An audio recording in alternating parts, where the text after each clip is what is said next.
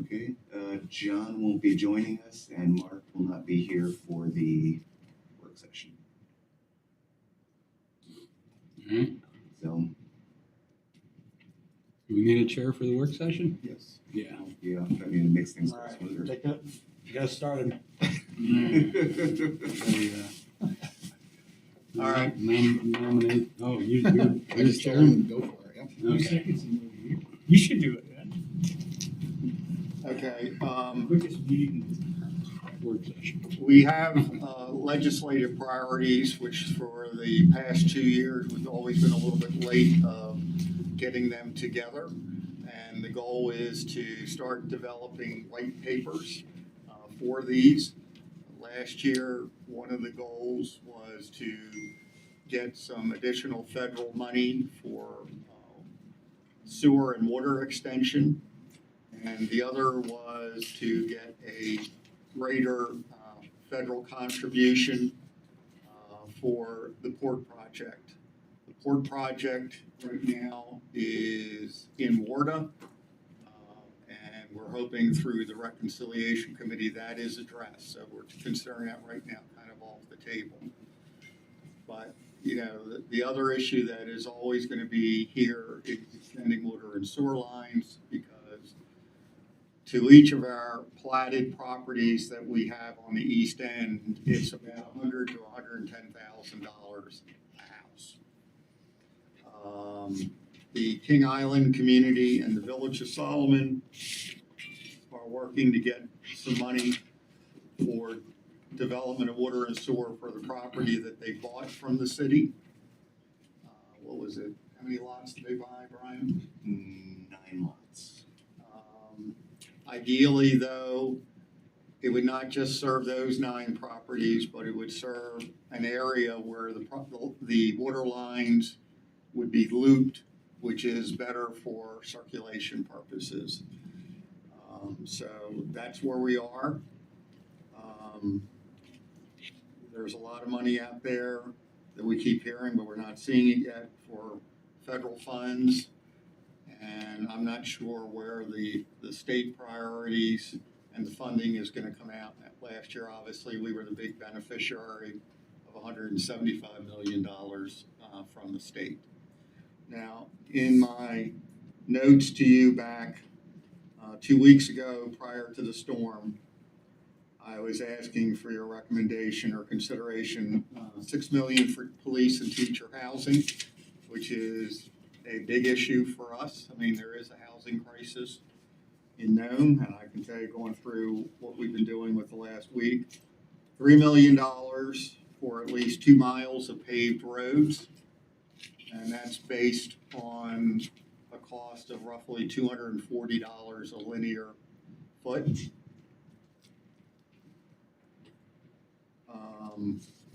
Ice rink improvements, which has always been there for the Nome Winter Sports.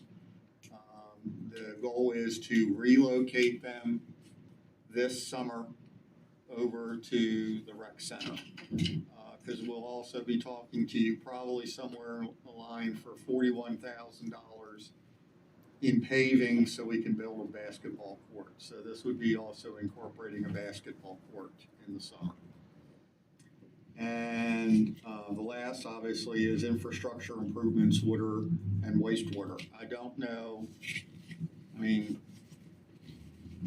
what else that you want us to concentrate on at this time. What was the amount for the 2 miles of paved roads? About $3 million. Question, the federal priorities have both the port and the water and sewer extension for the east end of town, right? Those are the 2 you mentioned. Can the state also contribute to that? A different pot of money for that same project? Right, we can go to the state. We went to the state for the teacher and police housing. I mean, the housing funds that would be available from the feds are for low income housing, and that would not apply. We would not apply for our teachers and police officers. That's why we've gone to the state for that, because they have put aside some money for teacher housing. But, that's for building on a unit or 2 units to a school or for a VPSO officer. We're looking at a more substantial project. The ice rink has been solely through the state.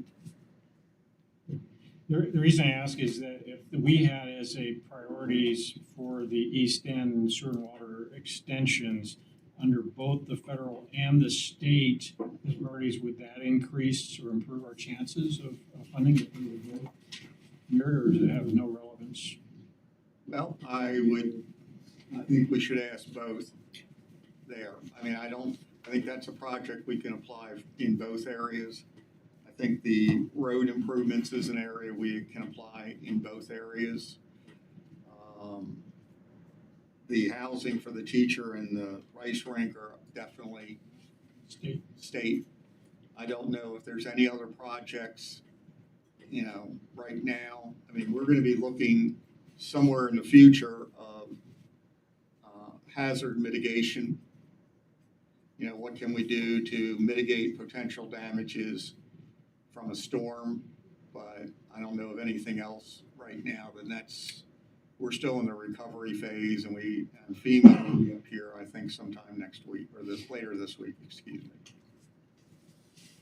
So 6 million total for the East End improvements to do the loop?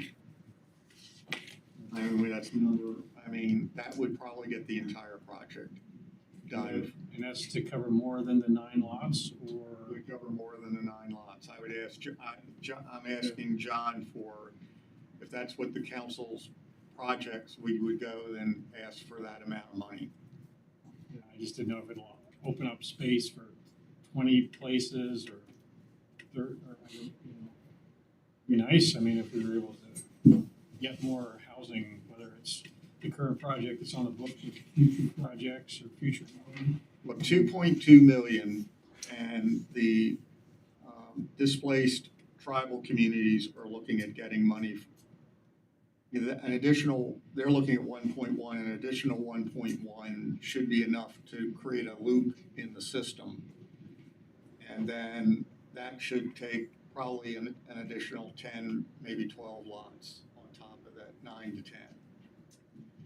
And I think after that, there's probably, I'm trying to think of how many are in the other section. It's probably 25, 30 lots, Brian? Yeah, about that. It's 12 to a block, and there's one, and then it depends on how far south you want to go. Now, the one thing on this one section that has not been explored, there's a drainage scenario through that property, and we're gonna have to look at what it's gonna cost to allow proper drainage. So that's a number I don't even have.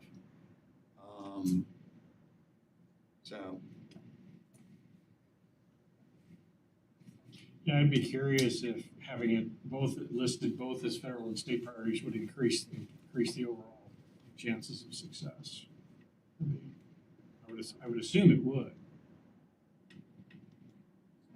It doesn't And hurt if it to would, ask. then I would absolutely advocate to have both of those high on the priorities. But that's just my 2 cents. Yeah, you could ask John what his opinion is on that, because he's been going after water and sewer funds for well over a decade, and I don't think I've ever seen it on the state side. The state money, according to what I had a meeting today, someone told me the state money disappeared a little over 10 years ago. That's where it used to be, some of the money is coming from. And we're not looking at low interest loans like you can get through rural development folks. You're looking for a grant. We're looking for a grant to bring this to getting this area fully sewered and watered applicable. So I'll ask John, but if meeting tonight is really to start getting your consensus on what you see a need for.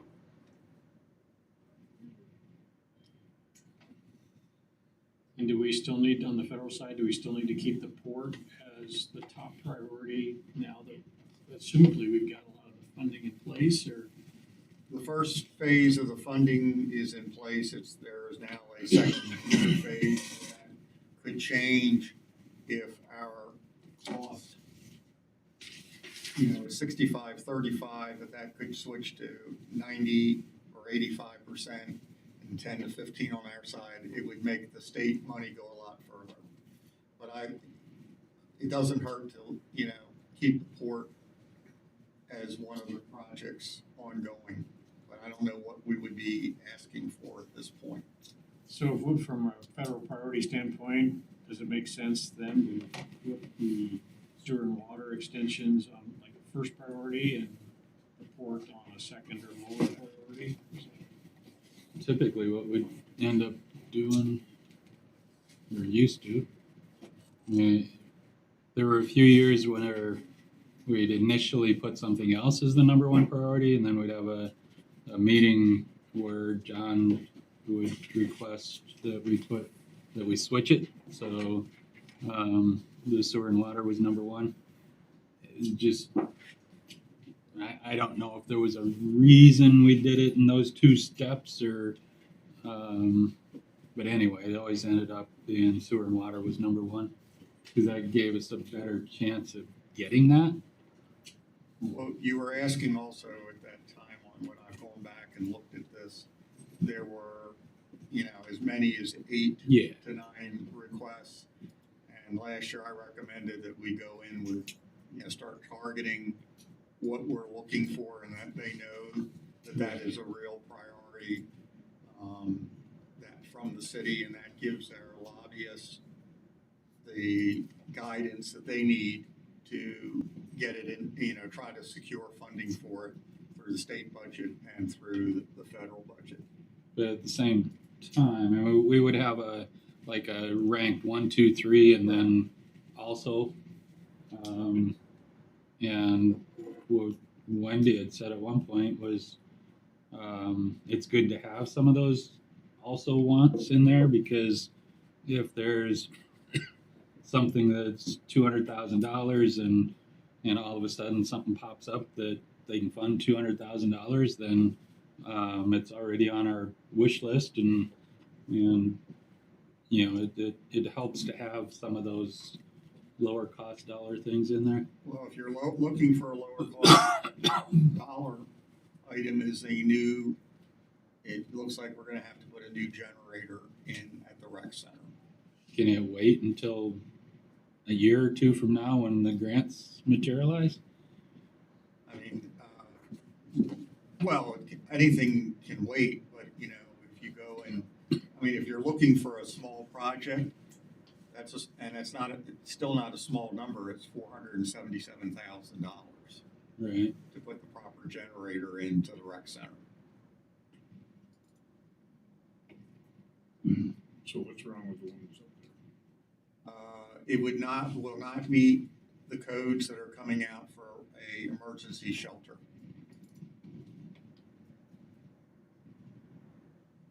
I think there'd be some money out for that. Is it adequate for the codes that are currently in place? It is adequate, but I would still, there are a lot of things that came up from the storm that we need to learn to do better. And I would recommend that, look at trying to find the funding to make that a reality. And when you're looking at outright grants from the state, this would meet it. I mean,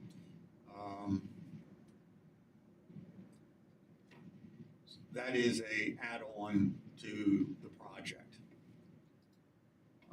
If you, when we come up and brief you on the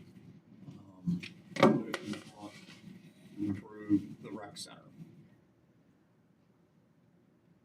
And we can add, additional funding for the rec center. I mean, that those are, but we're also trying to look at community development block grant money for improvements to the rec center, that the grant application will have to go in sometime late this fall.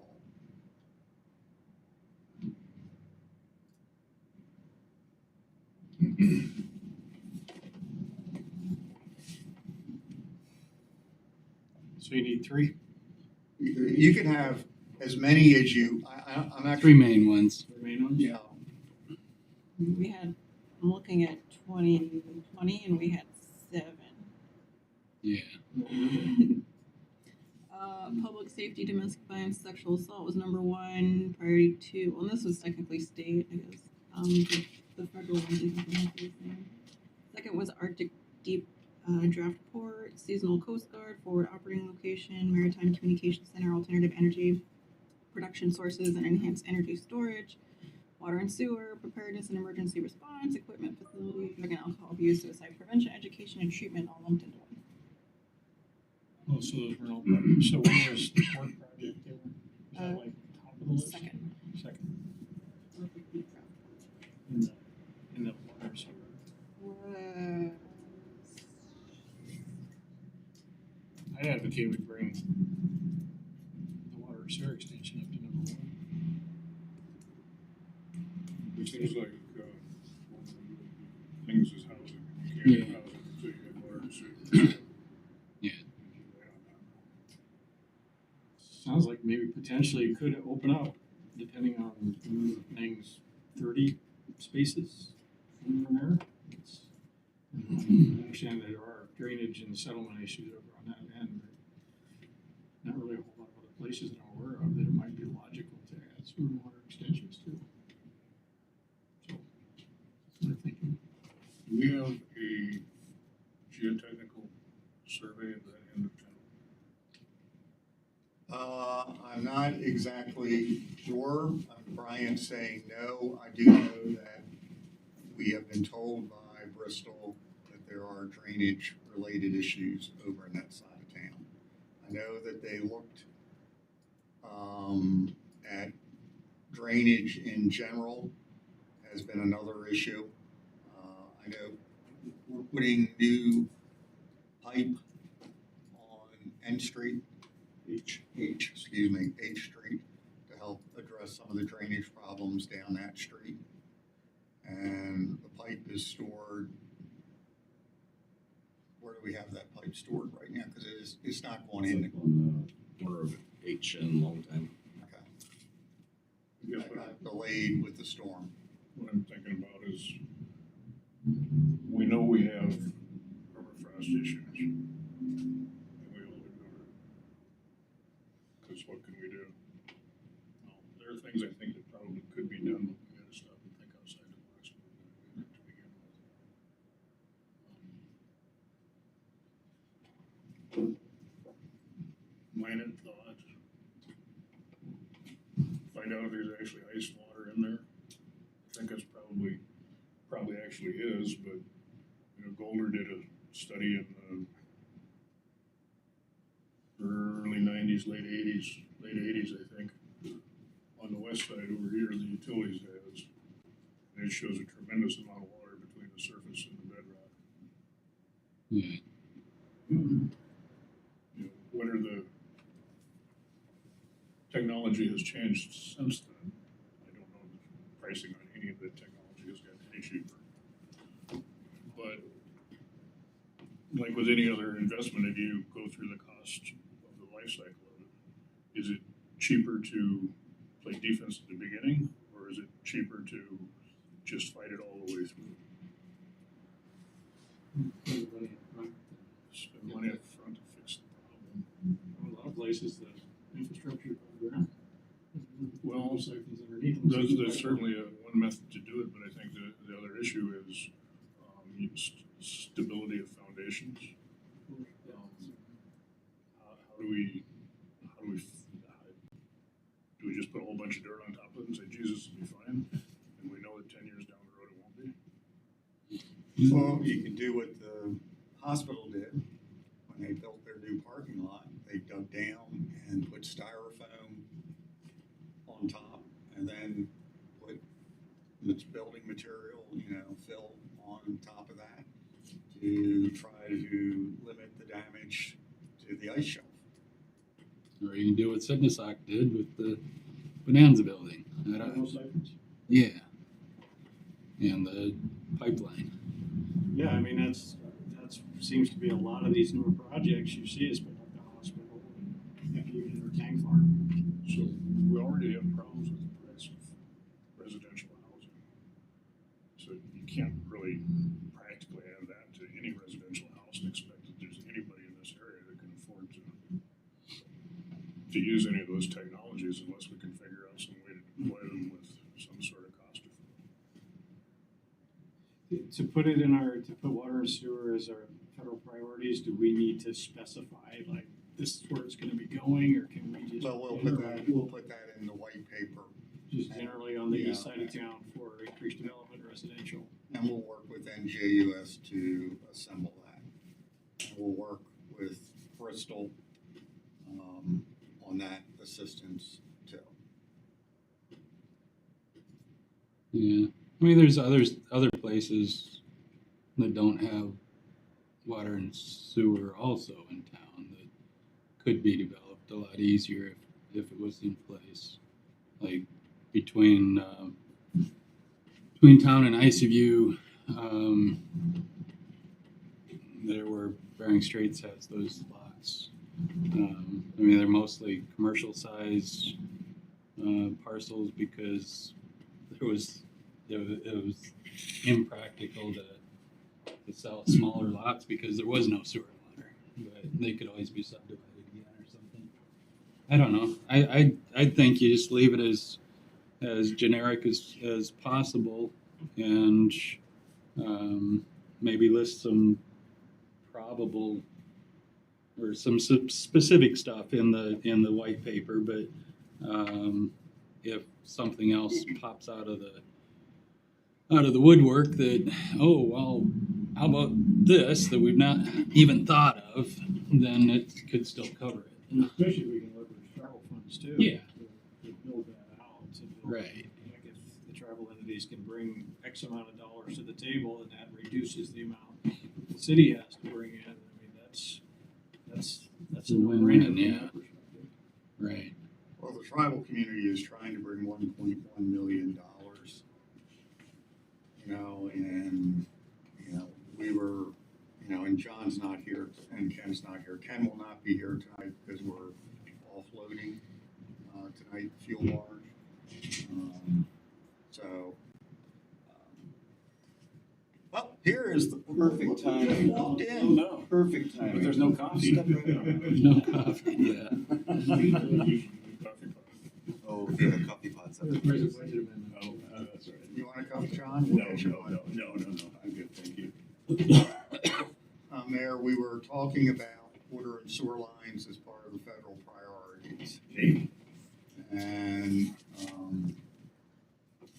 so I just want to, and right now I know that, the King Island community and, Solomon Island community are,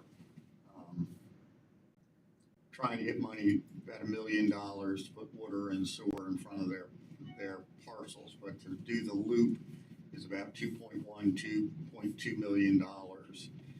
And, so that's where the discussion, and what if we decided to take the rest of the east side and bring water and sewer, what would those overall costs be?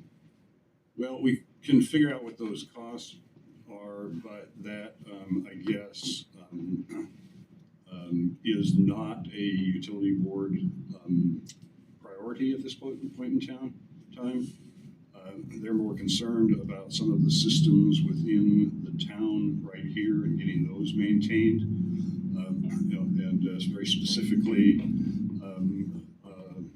King Place, that line through there, from Old St. Joe's all the way through Stedman and the other area. That had been the next project that was in the 5-year plan that we're not many years into and still are operating off, and so we do need to go through and update that again. The expansion with down there for King Island, I'm thinking, and maybe Ken's given you some numbers more recently that I haven't heard from him, but it's the congressionally designated dollars that Senator Murkowski put in is $2 million. That should be, I think Ken was estimating to be about 2.2. Okay, Well, and that does not include, there's a $400,000 match requirement on that. And we had been pursuing, I think, a couple of options for that. And then Solomon made an application, and I haven't heard whether they were successful or not, to NSCDC for those funds. And the utility had envisioned those NSCD funds for Moonlight Springs in upgrade and a couple of other lift station deals that are necessary. So regardless, I guess, that will get built down there. It's just a matter of when the timing is and when the congressionally, money comes through. And I don't know now what's going to happen because there are no budgets apparently, and they're going to go on a continuing resolution. And so is what Senator Murkowski said was coming up. So when they do that, it's just whatever it was last year continuing. And so, from that, I guess we'll have to see what happens because it's potentially, there is a potential that funding will not materialize, at least in time, under the time frame that everybody would like it to. That was a long way to say that water and sewer still needs to be on that list, and just as a broad category, and then in the what is it, the devil's in the details, I guess, or in our white papers, and we'll need to figure out what we might want to ask. And not to be at odds with NJUS, I mean, there is a need to get these lines into, so it expands the housing unit, property that's available that has water and sewer installed, so property owners don't go in and put a tank in the ground and a well, that they have a connection into the system, which hopefully will help offset the cost of the capital improvements that need to be done to the system in general. So I know this is I'm not trying to put you in a understanding your other. Oh yeah, no. I mean, I'm just laying it out as it is. That so the pump station down here was fixed a couple of summers ago with some NSCDC funding. There is a project that does partially some stuff at Moonlight Springs. These other things, I guess, is if we don't have the water up there and we don't have the place to catch it, and the lift stations in the middle don't work, we can expand all we want, but it's for naught. So these things need to come, I guess, together in order to do it. And now, might be an opportunity for a bigger ask on these things than we've, seen in the past. The last couple of years, I think we've shortened our list whittled it down to basically nothing. One or two items, knowing that some of the other ones just, they were needs, but we hadn't identified any place to have them funded. And so I guess my thought is that this year our list ought to be long. Well, my recommendation has been just a little bit different, Mayor. Okay, is to try to limit it to up to 3 items. I mean, and make sure that Wendy and Jay, know these are our priorities. I mean, obviously, if they see something else, they can bring that back to the council's attention, because sometimes funding comes up. I mean, just so you know, I was continuing to ask for $6 million for teacher and police housing, $3 million for about 2 miles of paved roads using numbers from Bristol. That's just putting essentially what would be a 3-inch layer, because asphalt compresses from about 5 inches to 3. Ice rink improvements, which now that we're getting ready to really move the ice rink over to the rec center. And then we have this other infrastructure improvements, water and wastewater. And what would that cost be for, whether it's going for, getting the touchdown, or do we look at, okay, what can we do to work our way in segments to get the process, done?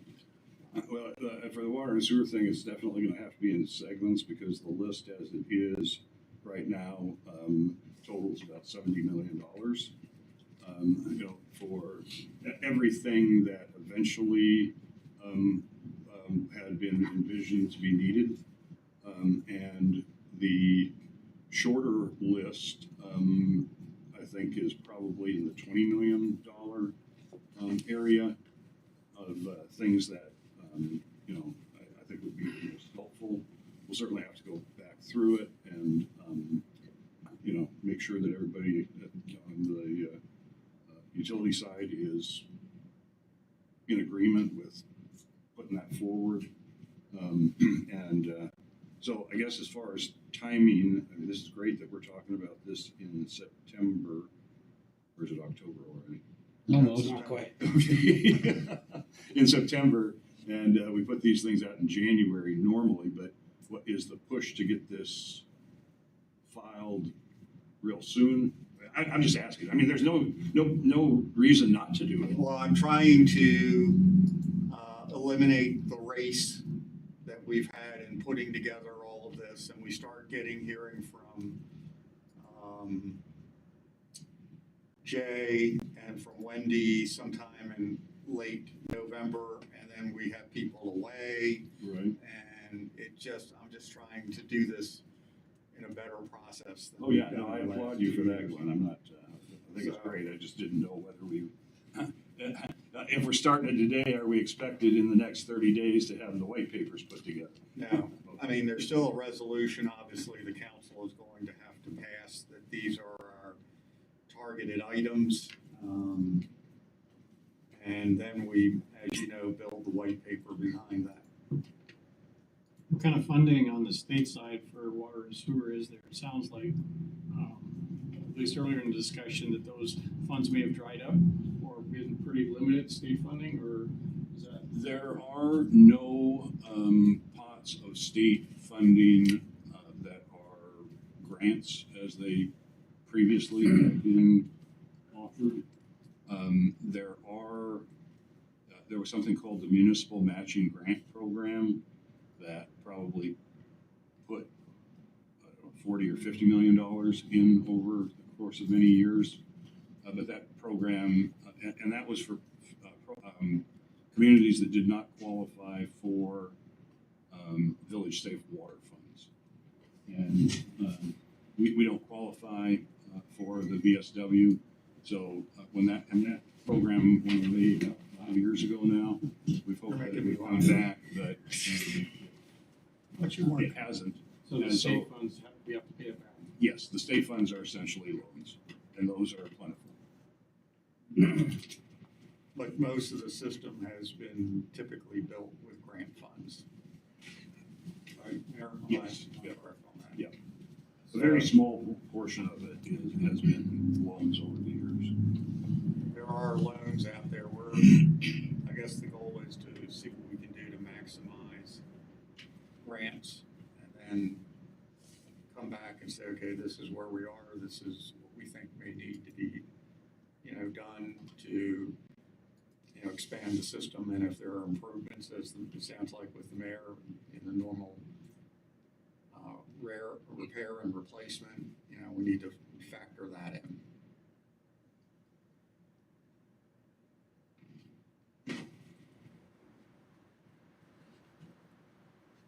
We still need to know what your goals are, or what you would like.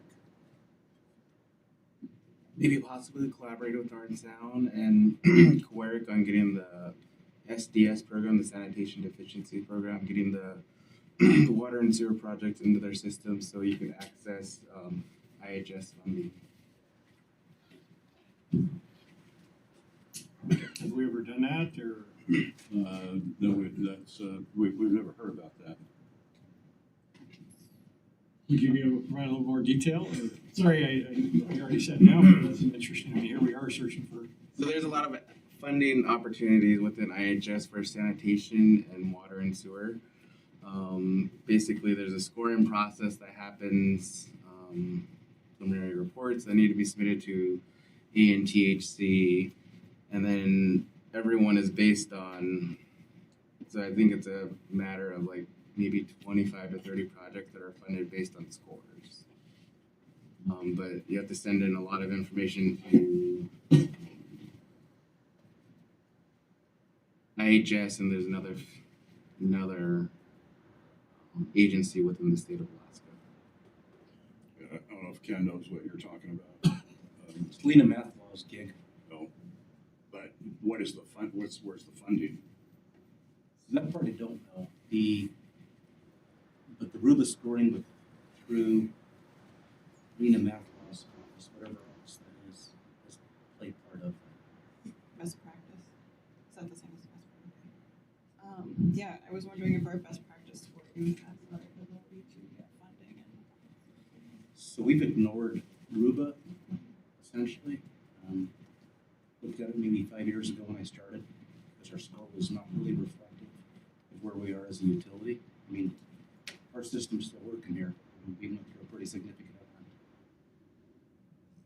event. But at that time, they had no funding to backstop with any reason for us to go to the effort. Part of it was pretty offensive in that they did not deem that our accounting system was the task because we didn't list the right place. It sounds silly, I know, but it's offensive. And since they had no money. Based on cash accounting. Right. But anyway, I mean, we did, it was last, I did say that. For, just to see whether there were any opportunities on there. Yeah, I was just looking at ours from spring 2022, and our score was a 45.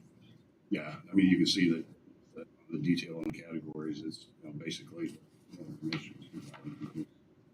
We didn't bother because nothing, no, it was just another process that was sitting out there. And incidentally, Alaska Municipal League is going through a process to and an attempt to have the best practice thing that Ruba does just eliminated, so it's not because it's ended up being a significant hurdle for smaller communities. It has a weird history. Anyway, so with the IHS funds, I think we have to partner with a tribe, right, in order to access those funds. So I've been talking to Megan Anders at one point, and she had mentioned those funds. I didn't realize it was the FCS specifically. She also mentioned engineering design and funding application development. That can be by partnering with the tribes through ANTHC. But some of these look like it's kind of like a year-long process in applying and providing all that information. So I didn't know if city and JOS, whoever, had sat down with the tribe, Solomon and King Island in particular, to talk about kind of long-term planning. Well, I guess we've dealt with Nome Eskimo community on this in the past, so that's been our liaison has been with them. Yeah, but in regards to this current project, we have been, and you've been involved, and Kenny's been involved on every 2 weeks, it seems, a telephone call with King Island representatives and the Village of Solomon who have bought those lots to get lines in there. So we've referred them to Senator Murkowski on her direct funding. Congressionally Congressionally I just sent a message to Jay. I don't know if he'll respond to it to see what might happen with that if a CR happens. But anyway, I suggest that we're getting way down in the weeds right now on something when we're just trying to set what the priorities are going to be on the list, and then we can, the rest of it is to be developed. So water and sewer needs to be on both lists.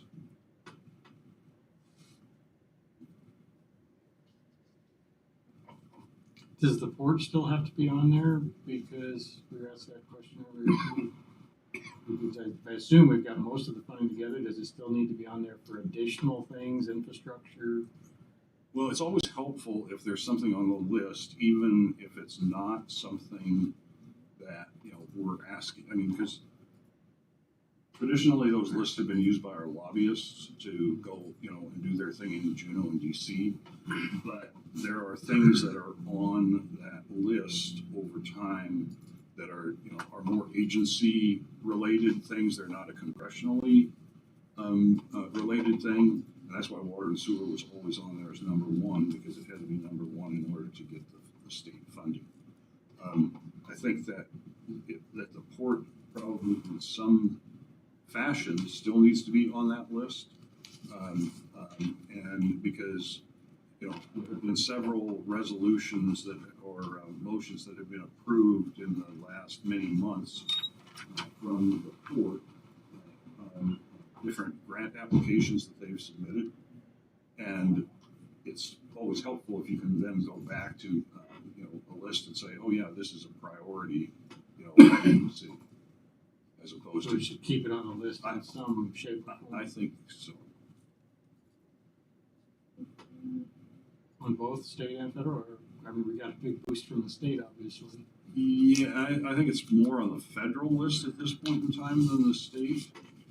Well, it should still, probably, this is not a done deal. I mean, on the, 90-10 cost share, we could just put it in there for the time being and see what happens. I mean, it's supposed to be going to I'm not sure when, and so it would come up for a final approval. I know the Senate delegation is pushing very hard for this, and the mayor and others are making sure Congresswoman Peltola, is briefed and, kept informed of what we need in the House. And I think once we have a preliminary list, perhaps out of this meeting, then a little discussion by management with the lobbyists, to get their input on how, if there's anything that they see, either how things are worded or how they're ordered, just to get some suggestions from that side too. Should we include any of do we anticipate any potential shortfalls or anything, and obviously the disaster relief that we're getting from the storm that we should somehow include either on the state or the federal side? Maybe it's too early to ask that question. It's probably too early. I'm actually working on putting an ad together that includes the state, fed, city. Coeric is offering assistance to help people fill out a document, and we're waiting to see if there's anything from the Red Cross so that we can get it up in the newspaper and post it over various social media, and do it the old-fashioned way of going and putting it up on a tack board somewhere around town, to make sure that people know what's going on and they know where there are resources, or they can come and ask us questions. And both the state and FEMA at a community meeting Saturday, thank you, made reference to other programs and them coming online and how people are going to access them. And they were going to send that information to both the city and Coeric so that they could be blasting that on social media.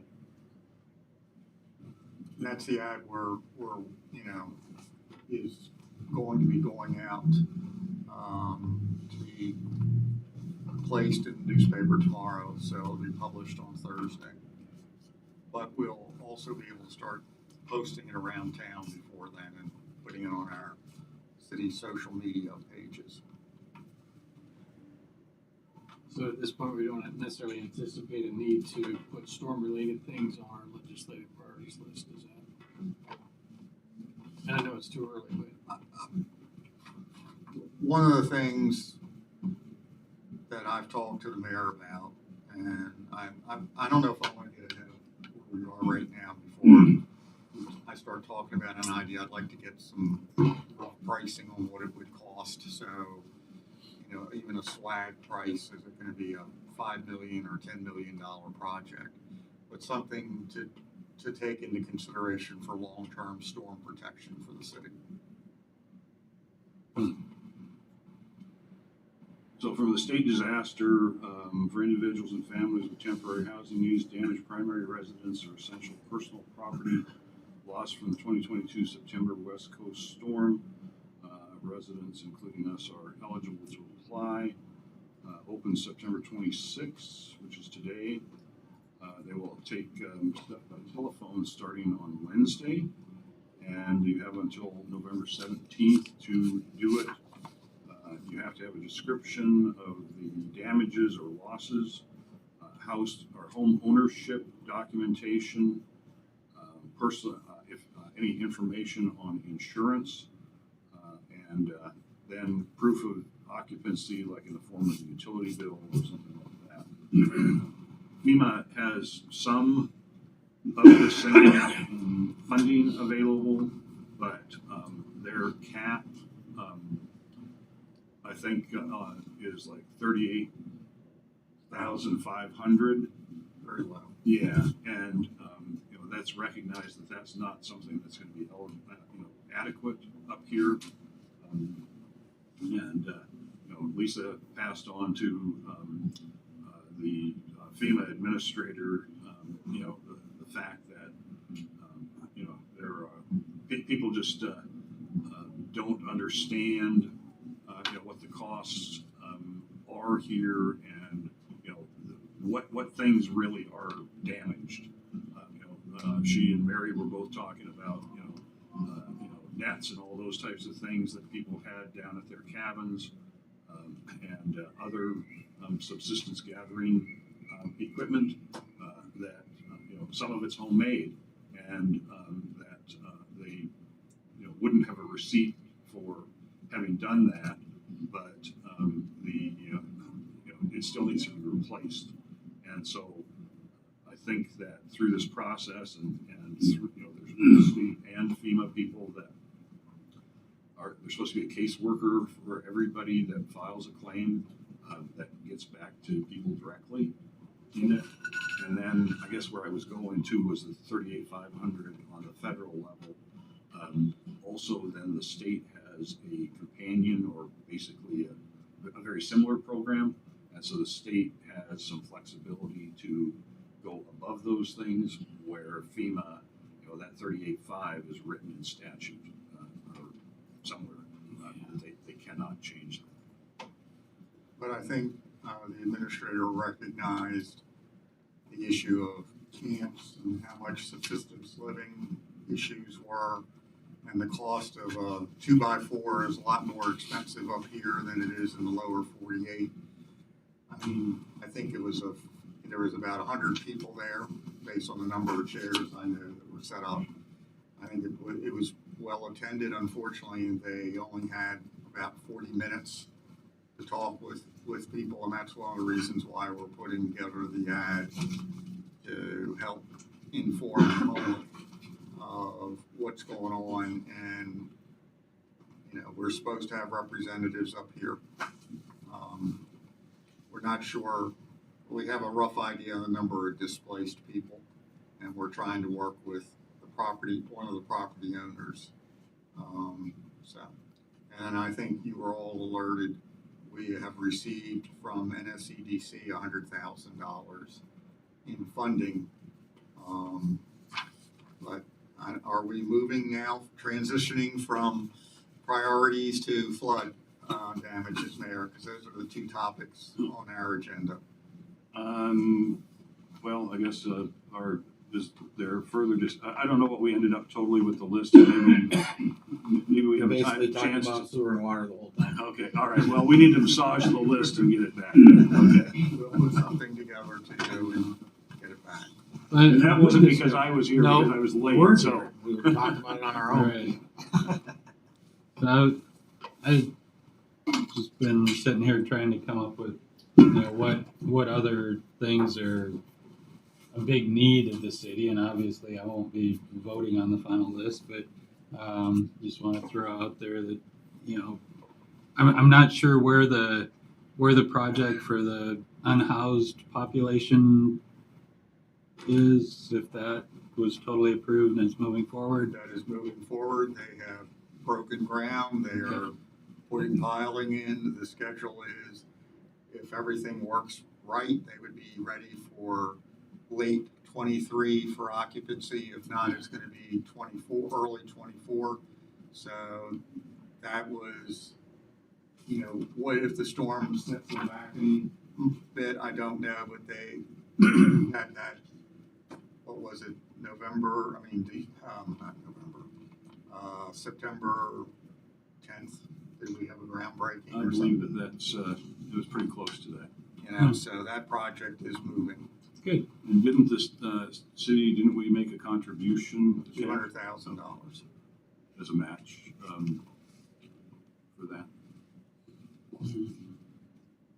Are we keeping the priority list to like capital projects? Because in the past we've also put in policy statement.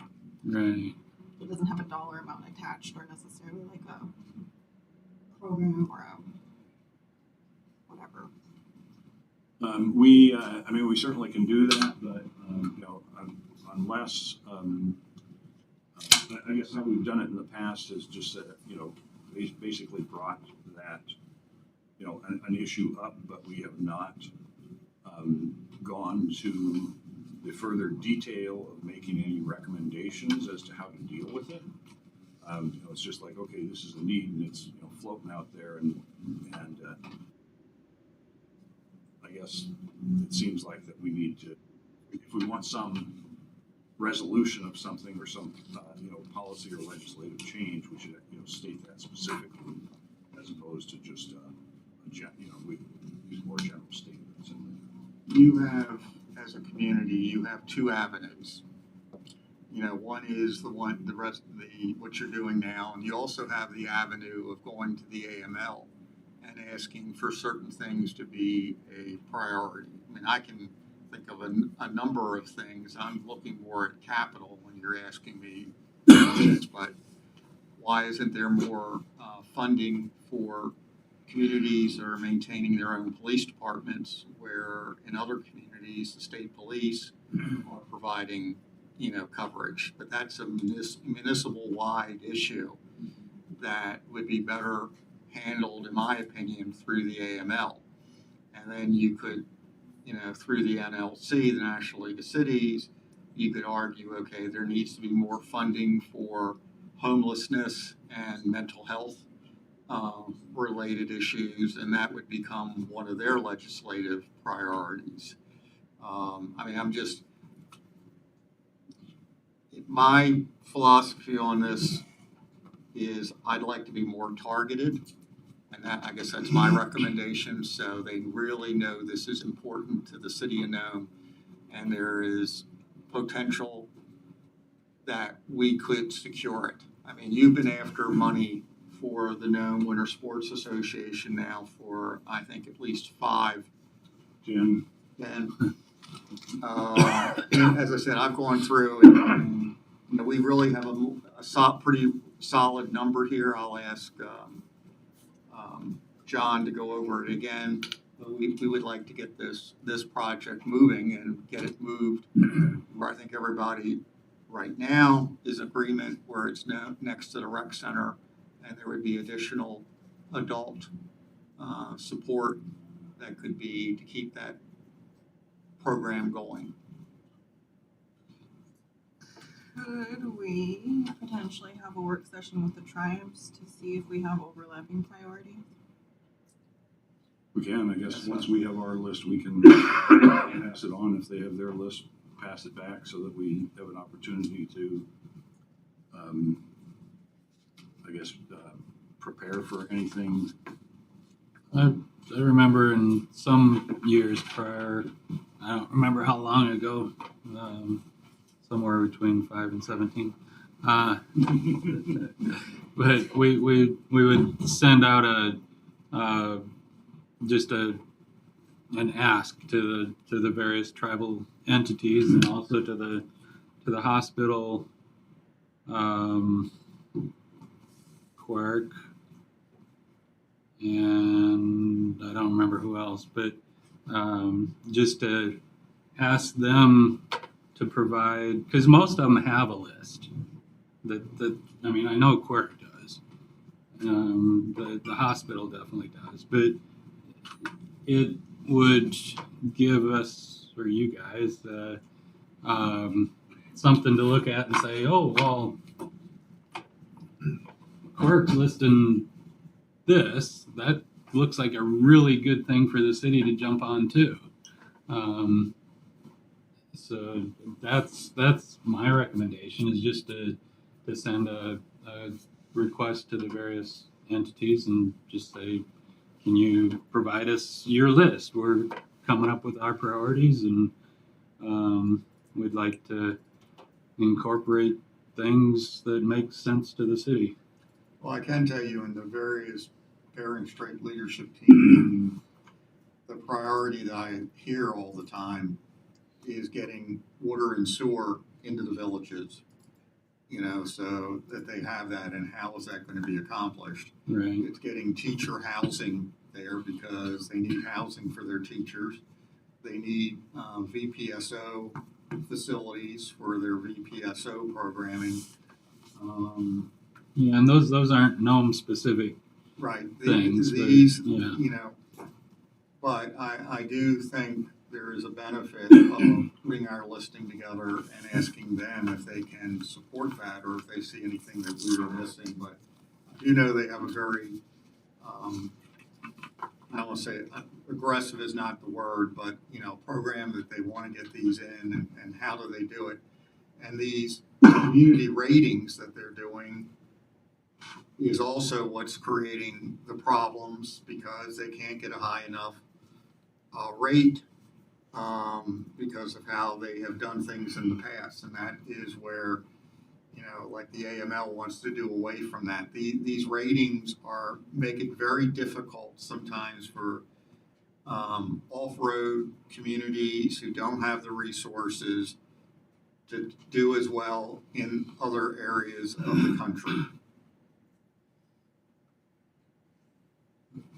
Switch gears a little bit, because I don't mean to interrupt anything, but roads, is there anything we can put in terms of federal or state, maybe even state priorities for roads? I don't know if there's equipment that we need that would make Cole's life easier to maintain the road. Is there anything on the big picture capital kind of stuff that would help to, I'm just thinking of the hot button issues that I hear about. I don't usually there is money for volunteer fire departments or something like that for pieces of equipment. I don't know how much it is. I know that in other areas that I've worked in. I don't usually see funding or financing for city municipal funded governments for that equipment, other than, what we're looking at doing is doing lease purchase where we own the piece of equipment after 5 years plus $1. That's been my experience, and things are a lot different right now, so it doesn't mean we can't go out and look to see, but they usually want to see roads built. They want to see infrastructure of some sort, some place in the ground. I just chose randomly 2 miles of road. That would be a lot of paving for the city that, we haven't been doing paving, and that's been the one request I have heard to help mitigate some of this dust that we have in the summer months. But I thought, you go with a number that you think you can get someone to bite on. Say, okay, that's not bad. we will fund that. And I guess that's my approach in taking it in bites. Well, and the other part of it is that roads, you know, are not likely to be funded by the legislature outside of the State Transportation Improvement Plan, the STIP, that is run by DOT. And so that STIP is a living document that is put together for the entire state with an inventory of projects. You know, and there are 7, I think, things that happen on it before it gets to construction. But somewhere there's right of way, and then there's design, and I don't know what the other ones are. But you know, next, that's how Bering Street got done this last year, was because it was on the STIP. And then on the STIP 2 was Sepulveda and Fort Road, and the state planning team hasn't been here. I haven't seen them in a couple of years, I guess. Their new guys, the acting Northern District, met with me a little bit on Friday, and I got to digest some of the stuff he said, because they're trying to figure out how they're going to stage redevelopment. And one of the things that came up is, you know, how much of a pounding are our roads going to take with the port project, especially Great Kruchek Road, and what is the overall costs are going to be when we're moving potentially hundreds of trucks on those roads. And I'm not so sure we're built to take that strain. One of the things that we've requested on the STEP, Mayor, as you may remember, is the extension of Stedman and paving sidewalks to the Richard Foster building. So it's safer for young people to be able to walk to the building. And old people. What about the swimming pool? That's a big ticket item that's having a lot of problems. Does that belong in the state priorities list? Well, we're hoping that the money that you're using from the community benefit share is going to facilitate the repairs. I mean, the school district has agreed to take the project on, and frankly, nothing was done in the 2 weeks because we were preparing for the storm. And when Bob called me, I said, "I'm too busy for you right now. I'll give you a call back." And we're working with Bob right now. Chip and I met today to get the project moving. So, Yeah, I didn't know, but I thought there were more issues, that this was these are repairs that needed to happen, but it wasn't necessarily going to solve the whole problem. well, That's why I didn't know if it belongs in the state priorities. Colin and staff, just so you know, are working on the leakage issue and looking where the French drain is. And we don't know, as we said in the meeting, there may be more, but right now, the priority is to get the system in to remove the salt and then be able to diagnose it. I know Bethel, from what someone told me, went and got a swimming pool built through the state. Yeah, no, so it sounds like we still have to diagnose maybe potentially the bigger issue or the longer term issue. Well, the plan was for these repairs to last you 10 to 15 years.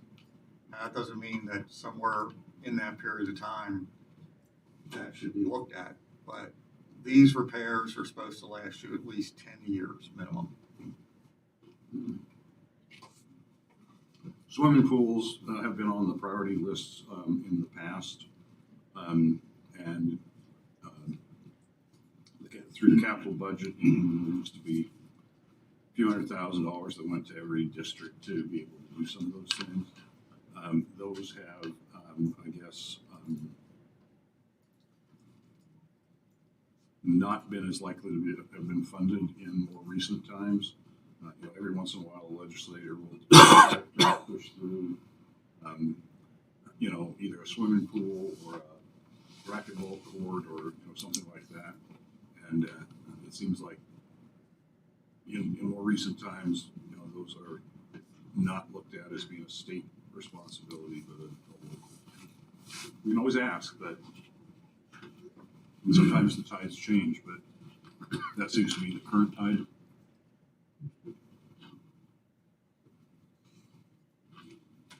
Okay, well, we better talk about storm here. Okay, we have, Cole is here. I've got Cliff here because Cliff has been reaching out to businesses. I just want to let everybody know the monofill is open until tomorrow, till 11 to 7 for people just, we have someone out there, they can come anytime. We're probably going to continue to take, storm damage after that, but we're going to have to come here and get the key.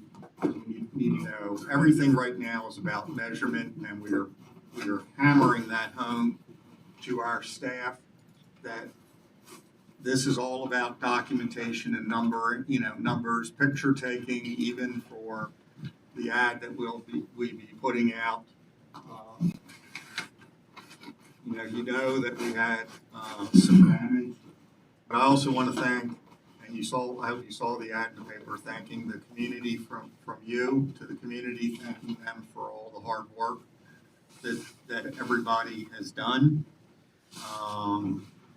Starting Sunday morning after the storm and how much has been cleaned up. We had a cleanup this Saturday, and we also had Sitnasuck having a vehicle that we provided, or they provided, and we took essentially 8 dump loads of material to the landfill as a result of dropping off material. We are also trying to wrap up the you call, we haul, because that was happening towards the end of our storm preparations, so we're still picking up some material from that.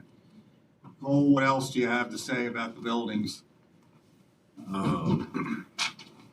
We have, trying to get the mini back online. The boiler was put, the beverage cooler and the ice machine are possibly dead. But the flood damage to the floors and walls seems to be minimal. You have dehumidifiers and floor dryers going, and we've had Jake come in and do carpet cleaning after we went through and sucked up most of the salt water. Pulled, I don't know how many truckloads, a few hundred truckloads of sand and debris off the area around the mini and the south wall.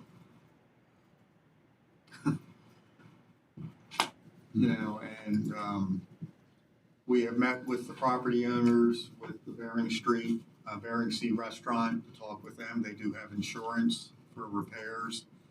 And they've had one of their the insurance company's representative up here, and we're expecting 2 more. And, to see what we can do.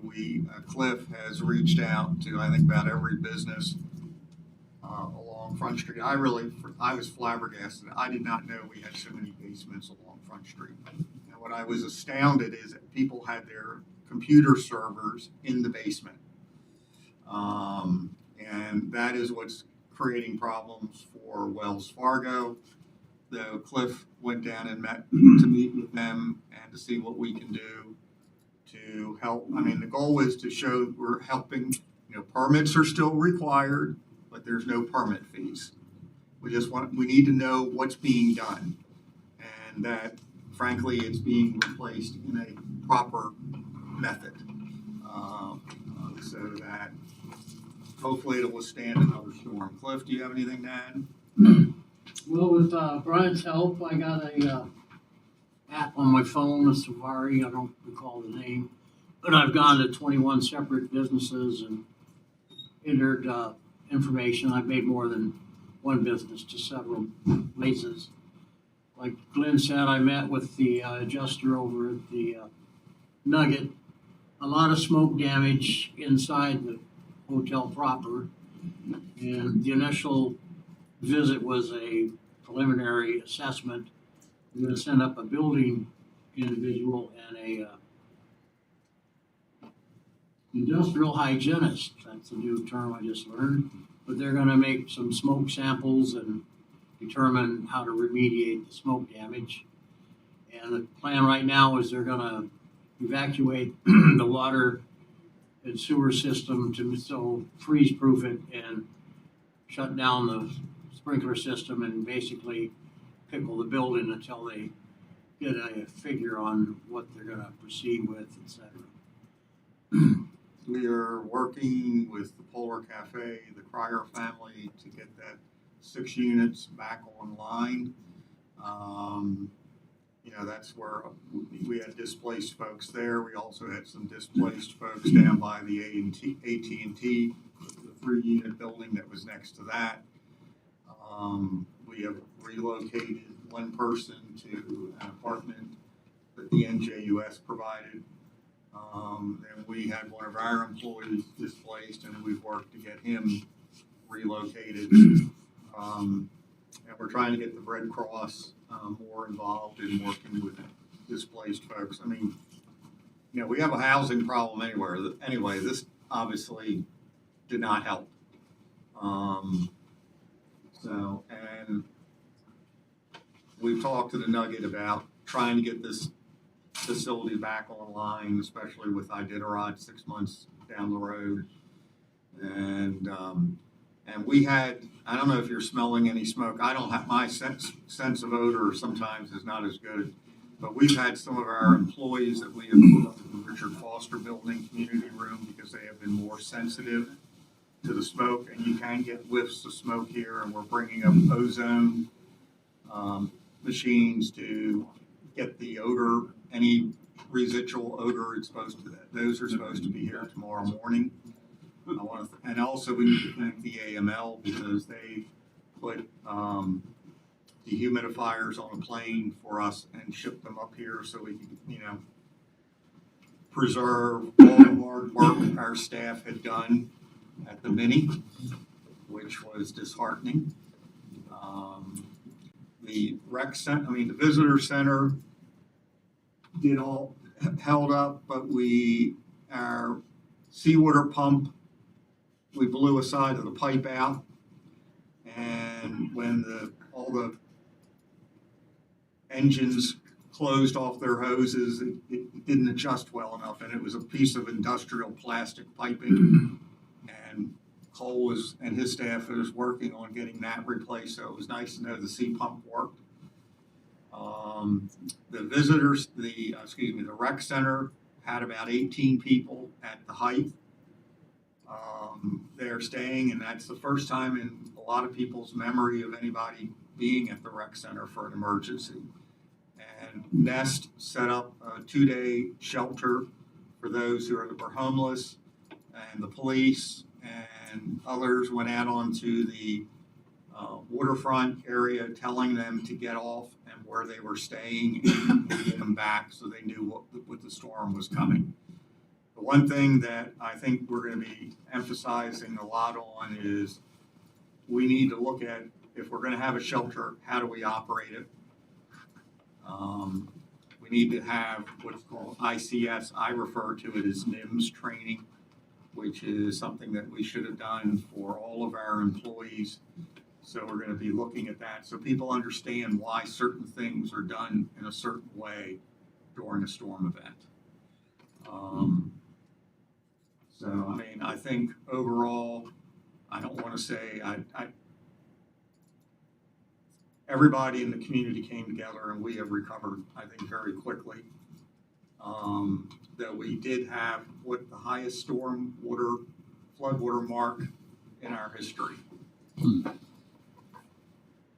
Excuse me, I just have a little information. People ask about the Nome plate project. The contractor's gonna come back up here, finish chopping the piling off, and they're expecting a late shipment of materials to get here on the last barge, and then they're gonna proceed in the spring.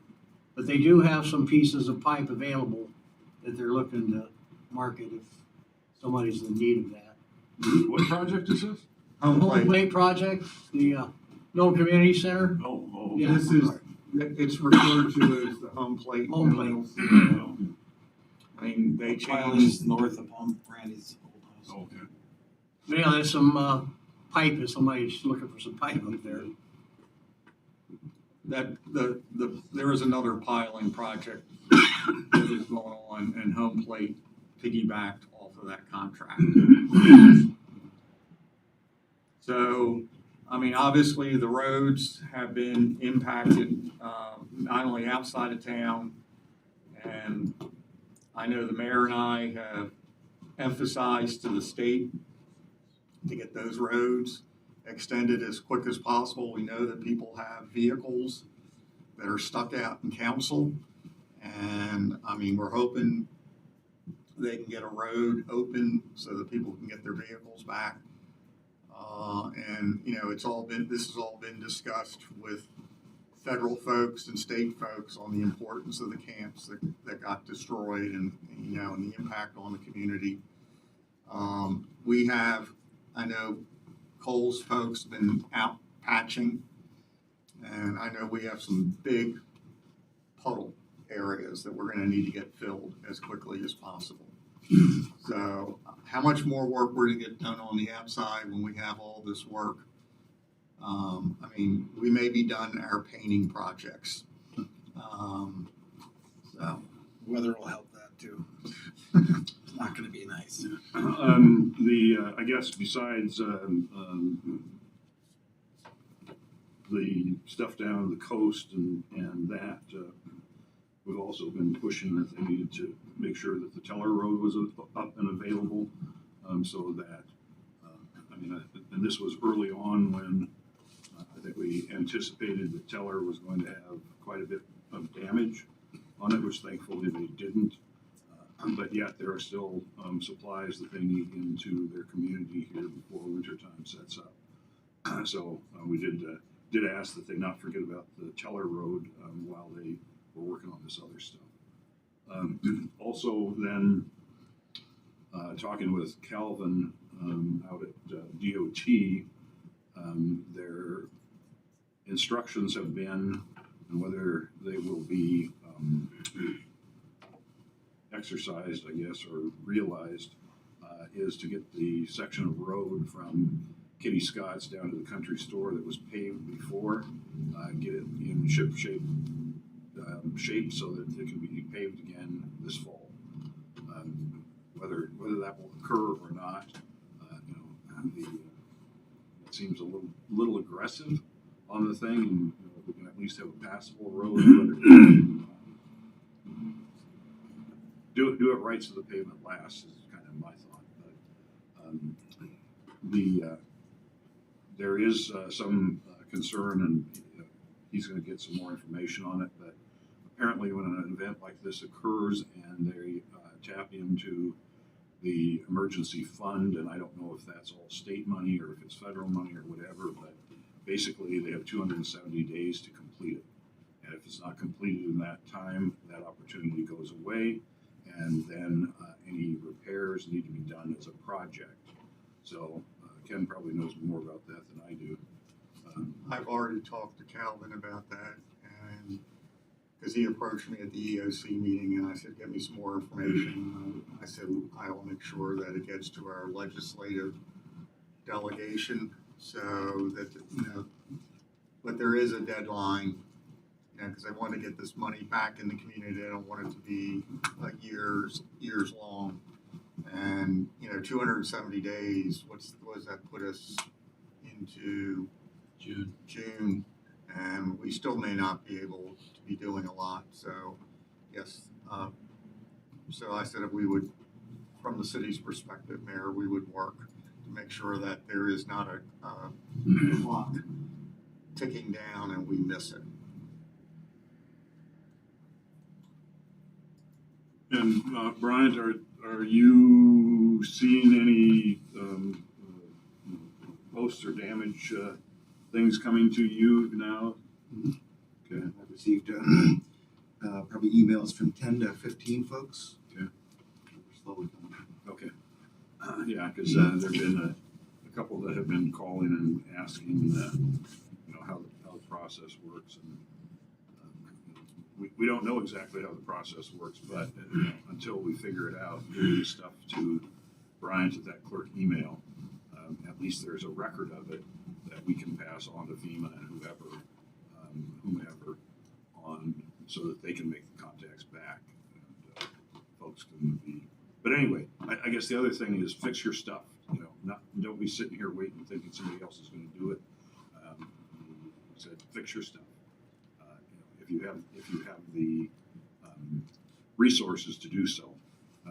And then, you know, make sure you keep your receipts and your documentation on it.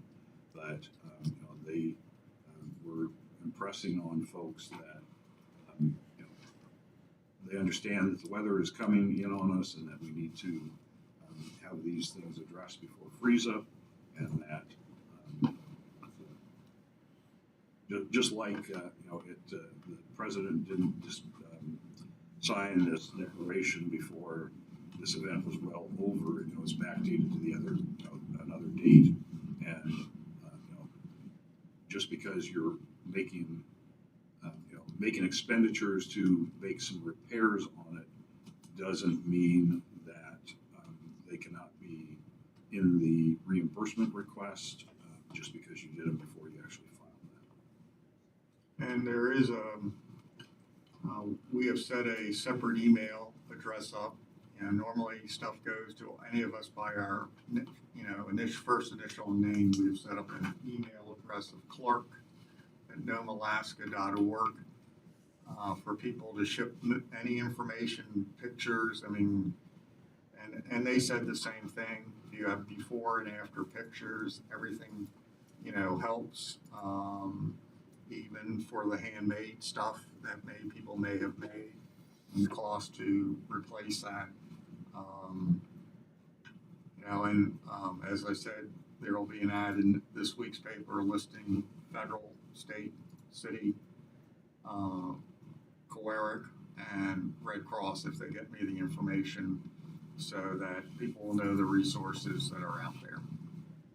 Red Cross is operating out of Covenant Church right now. And it sounds like we may have gotten some initial pledges from the various agencies that they'll have an on-site presence for talking, walking them through the process, explaining how it works. Those just haven't been set up yet. Well, they acknowledge that this process can be a little frustrating. They acknowledge that right up front, so that they are going to be help. And Coeric is offering help to folks for filling out documentation. And, you know, it just it's going to be all hands on deck in the next month or so. One of the issues that has come up, Mayor, and I know we're very short on time, some of the business, we have $100,000 that was dedicated to help the city offset. We're having some businesses who cannot access money right now. And I don't have a good answer, but, and Mr. Mayor, you and I have not had, I was not expecting you because I knew you were down. I don't know if we want to create a loan bank where businesses could borrow up to a certain amount of money. It is a loan, not a grant. You know, and we would have legal papers drafted by our attorney. You know, we're having, you know, some places they need up to $10,000 to get themselves back up on their feet. I'm not sure if you are even interested in doing that, but it's something to think about. Are you talking about a physical cash shortage, or are you talking about something else? They have short-term cash flow issues. I mean, Well, businesses. yeah, businesses. You know, they're having, you know, to get the person, get the people in to do the repairs, to start making money again. And of course, some of them are also a little cash pinched because Wells Fargo is closed. Which I understand should be rectified by the end of this week, is what we've been told. Still been 2 weeks, hasn't Oh yeah, no, but hopefully. Now, then we've been told the same thing, that they're sending servers up here and everything else to get back online. But I don't know if they brought up portable heaters because their boiler is apparently gone too. they had some techs working on the servers today. I was talking to the manager, so maybe tomorrow. And I don't know where this information came from, but somebody stopped and said, "Hey, can you send the cops to the to Wells Fargo for an hour so they can be open for at least an hour?" And it's like, why do they need the cops at, to open the thing? And I don't know if that meant that they wanted to go somewhere, take some money and go sit at a table somewhere, or why they needed some additional. But I know we don't have that many police officers as it is, but that might be. I haven't heard that one. Yeah, and I'll try to get some more information on what that is. But I'm sure there's possibly some off-duty folks, or if we've got money, from the city and the utility to be deposited too, and it would be nice to. If we got to send somebody down there for an hour to get the bank open for people, I think we should do it. They should be able to pay for it too, and I don't know why they can't send Loomis or somebody up here if that's what it takes. But regardless, I agree with Glenn on this short-term cash type of thing, and I think that maybe we can talk about this a little bit more tomorrow, Glenn, and then maybe have a recommendation on a little program to make that happen.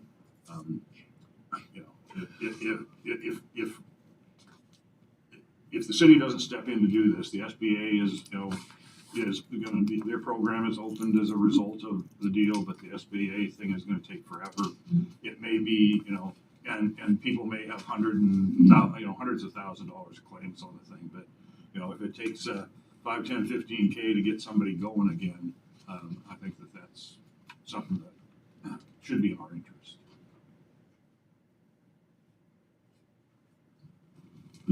Anything else? Okay.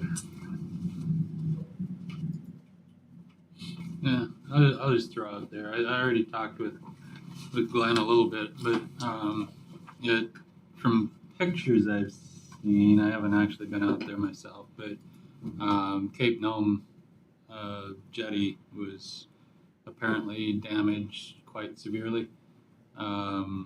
And since the city owns the Tidelands lease, the city has to be involved with any filings for FEMA assistance, et cetera, et cetera. I know that a prior city manager basically said, after the last storm, that this is the last time we're helping, but I don't know that those comments have to be adhered to going forward. So I told Glenn I thought it was going to be in the millions of dollars. So, there's big rocks on the bottom of the ocean where the barges used to pull up, and the cells are completely filled in where they used to park, and there's no water there. It's just the pictures that Gay Sheffield took. So we need that for they're not going to truck everything. They're going to barge and truck for the new. Yeah, I was thinking that too.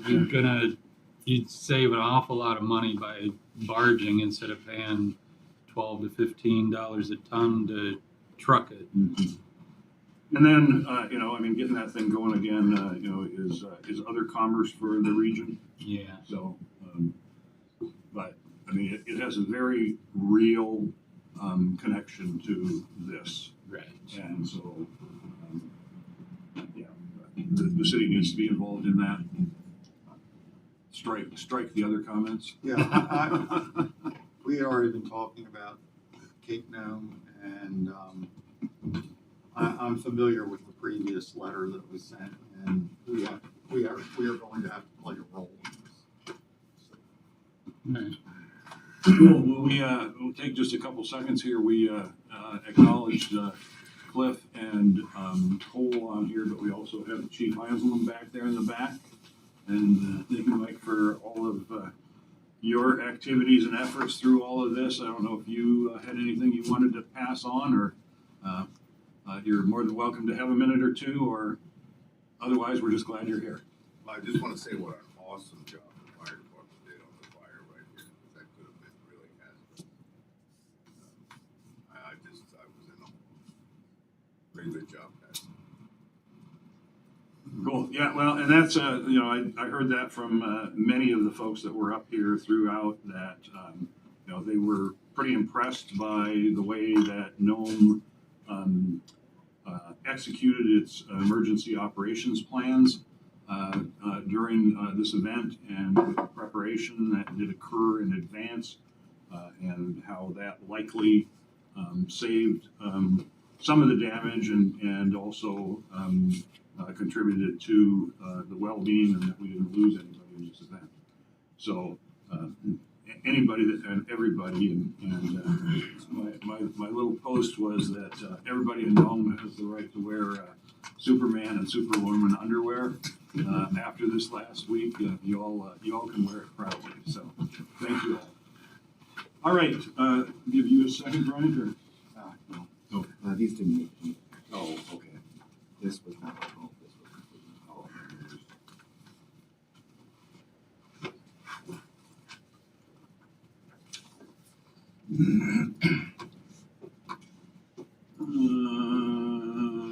Let's see.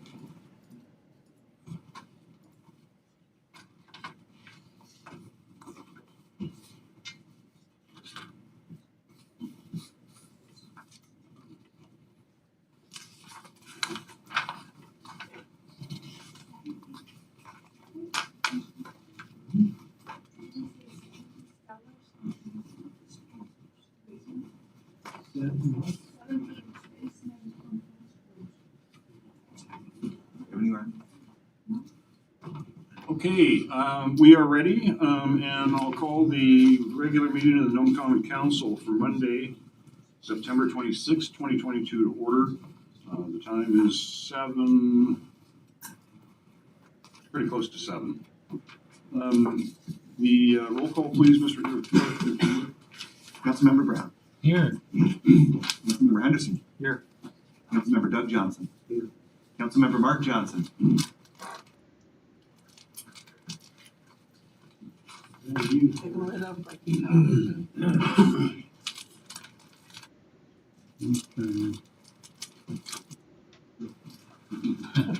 We can't hear you. This is emoji up here. Yeah. Okay, well, we can come back, hopefully, when Councilmember Johnson signed in, can get the audio going on his end. Councilmember Martinson. Here. Councilmember Topcock. We have a quorum. Thank you. Moving on then to approval of agenda. If there are no additions, deletions, or corrections, is there a motion to adopt the agenda as it's submitted? Second. Thank you, Councilmember Topcock. Councilmember Brown. Roll call, please. Councilmember Henderson. Yes. Councilmember Doug Johnson. Yes. Councilmember Mark Johnson. We see him trying. Still can't hear you, Mark.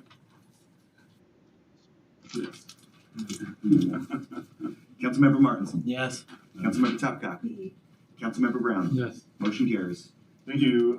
Then moving on to approval of minutes, September 12th was a regular meeting, September 19th was also a regular meeting.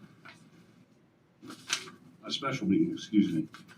And if there's not objection, we'll take those both together. So I'd ask for a motion to adopt the minutes from September 12 and September 19 meetings. I'll make the motion. Thank you, Councilmember Henderson, Councilmember Brown, roll call please. Councilmember Doug Johnson. Yes. Councilmember Mark Johnson.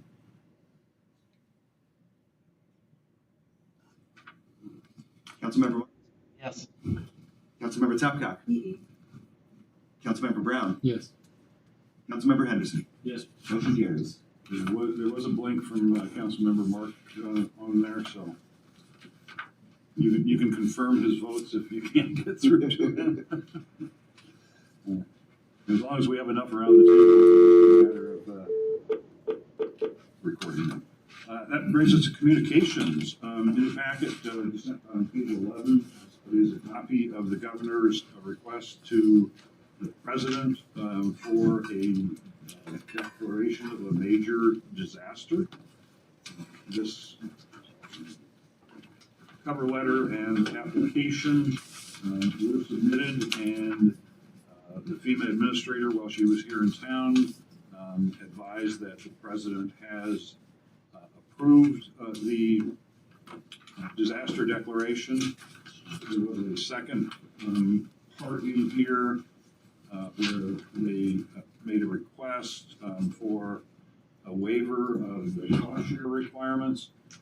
That has not yet been, that was not part of this, and they're still looking at trying to get that through.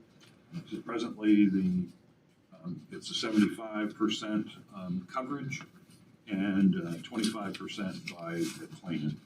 So hopefully, just getting the disaster declaration is of great assistance to us, but I think they also saw that in these communities around here and the resources that are available, coming up with 25% is just unrealistic. I have another communication. We didn't make it to the packet here, unfortunately, just with everything else going on. But on October 10th at 5 p.m., there is an event that is to celebrate our local culture on Indigenous Peoples Day at the Nome Elementary School gymnasium. And we'll pass this around and make sure everybody has it. But it looks like Village of Solomon is organizing that. There will be welcome introductions, a fashion show, tribal recognition, dancing, a Byron Nikolai performance, a dish potluck style, if you will. So, invitation to the council and the city, and I'm sure to the citizenry at large. Again, October 10th, 5 p.m. at the elementary school.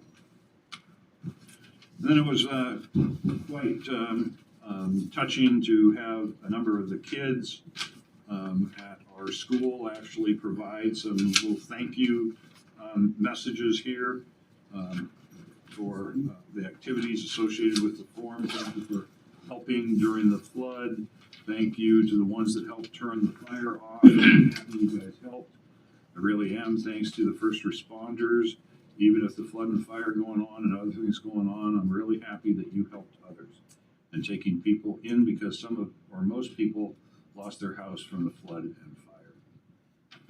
So there are messages that were on many of these as well, and that's really nice that the students took that opportunity to provide these comments back. Thank you very much. May the Lord protect and provide for you and your family. Thank you for helping the people on Front Street. If it weren't for you guys, the first responders, the people here in Nome, would have taken a long time to turn the fire out.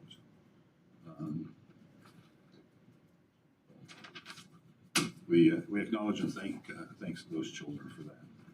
Moving on then to citizens' comments. Are the members of the public that would like to address the council this evening?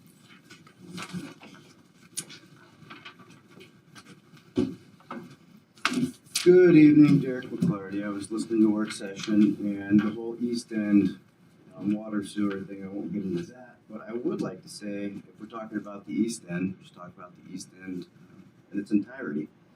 I was on the planning commission. We talked about an Ada Blackjack Park down here and a dog park and all these cool things that were going to happen, and spend money on drawing and work development, and obviously in this episode probably pretty glad we didn't do that. But the East End Park kind of has a lot of opportunity. It's bigger. It'd be great to actually have somewhere that's got a dog park and some walking trails, and maybe even somewhere a guy could camp besides a cabin. It's kind of odd that we don't have one except for next to a junior's garage.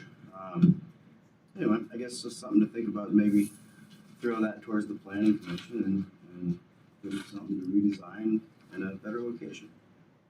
And I would gladly donate the disc golf course all on my dime if you let me build it out there. Thank you. Thank you very much. Is there others?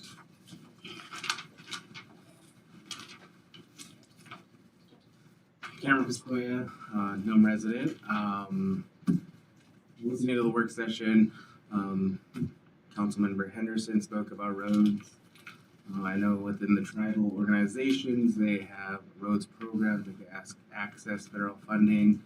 We maybe partner with them to see if there could be a cost share agreement on improving roads within the city. To also maybe speak with the other tribes, see if they have any other priorities within the city, if they have roads within the city. So I think leveraging more tribes and establishing those partnerships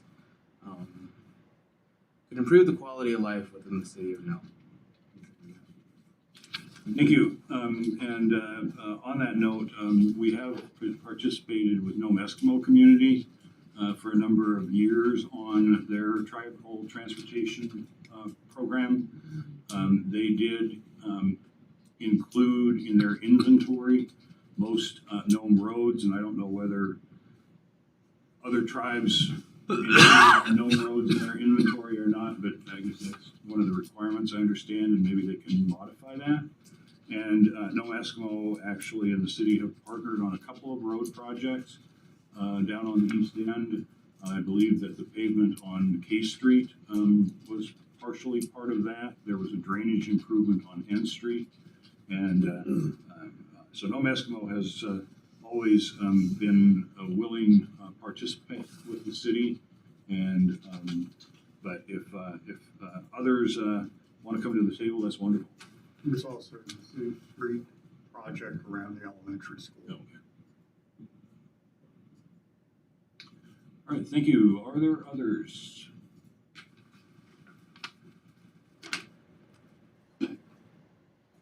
Seeing none, we'll move on then to new business. Resolution 220904. Mr. Clerk, will you read that by title, please? R220904, a resolution appointing election judges and clerks for the 2022 municipal election and setting their compensation. Thank you. Is there a motion to adopt resolution 220904? I'll make the motion. Second. Councilmember Henderson, Councilmember Doug Johnson. Is there any discussion? Roll call please on its adoption. Councilmember Mark Johnson. Yes. Councilmember Martinson. Yes. Councilmember Topcock. Councilmember Brown. Yes. Councilmember Henderson. Yes. Councilmember Doug Johnson. Yes. Motion carries.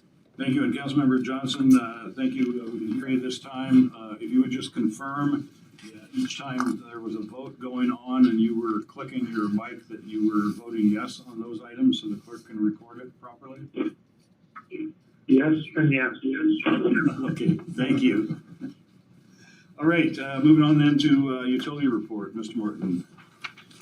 Good evening, Ken Morton on behalf of NJU. Well, probably the biggest thing would be the storm, of course. All in all, we fared really well.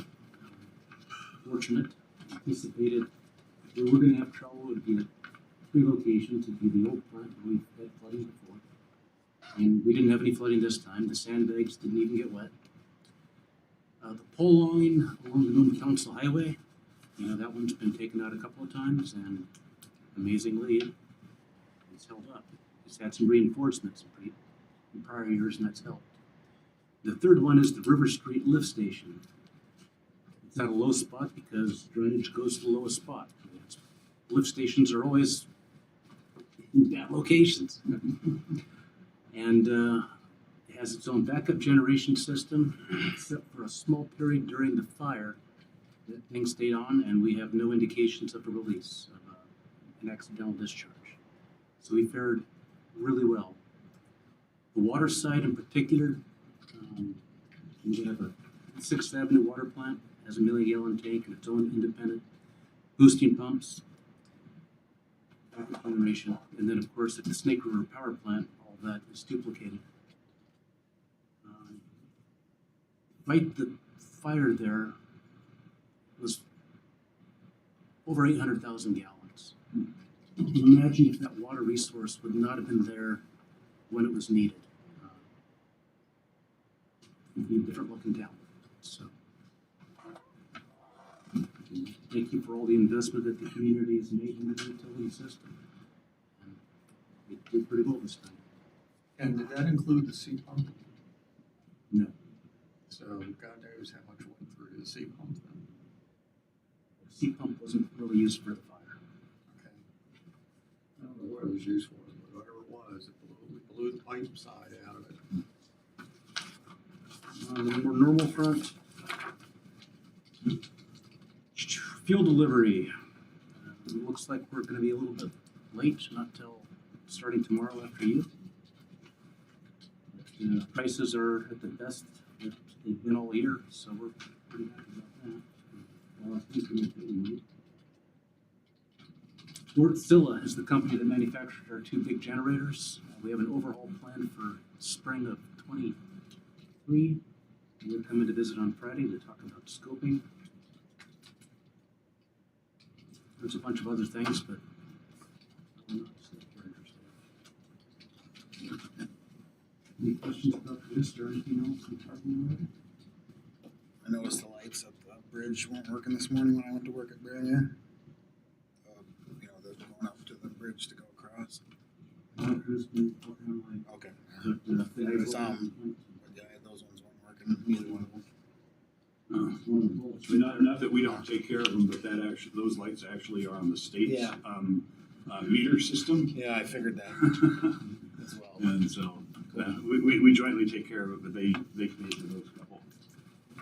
Not really a question. I want to compliment NJUS on their fuel purchasing strategy this year. I know it was pretty challenging with all the spikes of fuel prices and everything, and I think NJUS did an outstanding job of sort of sticking to their strategy, and hopefully, well, I know it will result in a significantly lower cost of fuel for the community and the utilities than it would have been otherwise. So, well done, sir. Right, thank you. Moving on then to Mr. City Manager. Okay, there's a short executive session that I am requesting. You pretty much have everything in my report. I just want to reemphasize that sales tax deadline, business sales tax deadline was extended to 5 p.m. tomorrow. We're putting an ad out to emphasize where people can get help. I want to thank my acting city manager, who did a great job. Everybody has complimented Brian for the effort through the storm. He is going to go away this week for 2 or 3 days, so I'll be the acting city manager, as I like to say at that point. So I'll be running the EOC on Friday. I also want to mention that, the NVAD, the NVFD, everybody, every organization stepped up, but I really also want to acknowledge the public works, building maintenance, road crew. I hope you saw the one line in there, that 12,000 tires were shredded this summer. That is astounding. Yeah. And we still have tires. But this will certainly help the environment by getting these tires shredded, and unfortunately, they can't be used for rubber around our playground area, which is on our priority to get done for next summer. But when you look at all the stuff that the DPW has done, we've had the right people in the right place this summer, and hopefully that they will continue to stay with us and be part of the team. So I really have to acknowledge that, because there's a lot of projects that they have going forward, and a lot of these guys are bringing some good ideas forward and for us to try to tackle it. So I just want to give a special shout out to the Public Works. Thank you. Any questions for the city manager? And by the way, the Harbor Master Conference, I think you all know, is going on in Anchorage this week.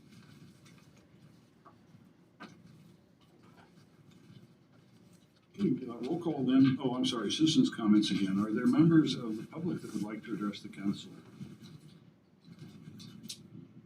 I take that as a no.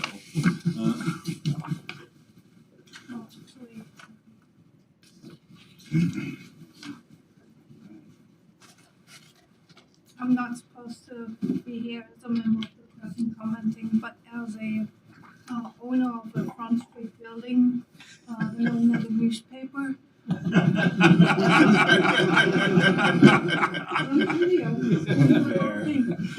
I really want to thank the Nome Volunteer Fire Department for keeping us safe. And so I don't know. I think we put an ad in there thanking them, and I hope everyone saw that. It's a beautiful ad, great picture.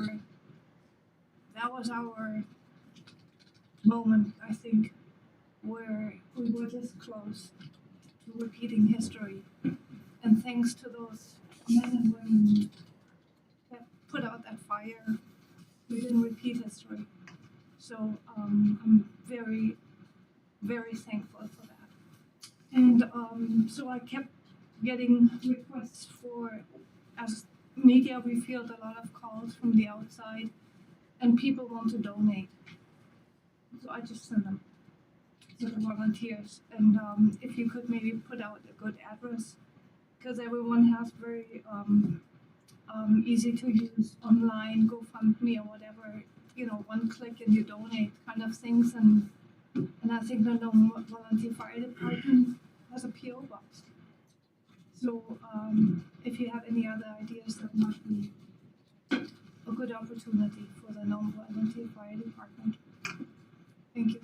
Thank you. No, that was a great ad, and Peter took a great picture there of folks. Really, really nice. Definitely stood out. Okay. No others. We'll move on then to council member comments. Councilmember Martinson. I have nothing.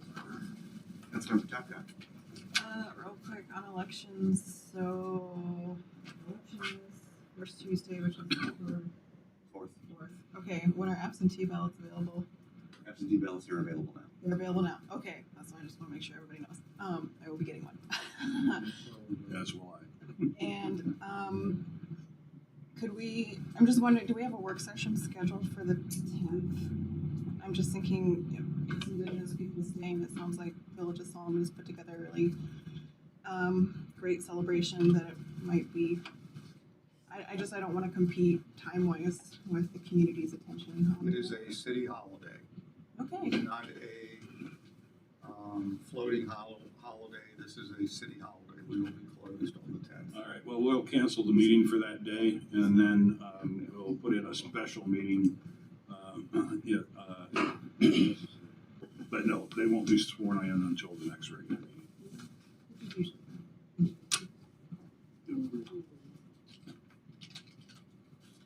All right. Councilmember Brown. Yeah.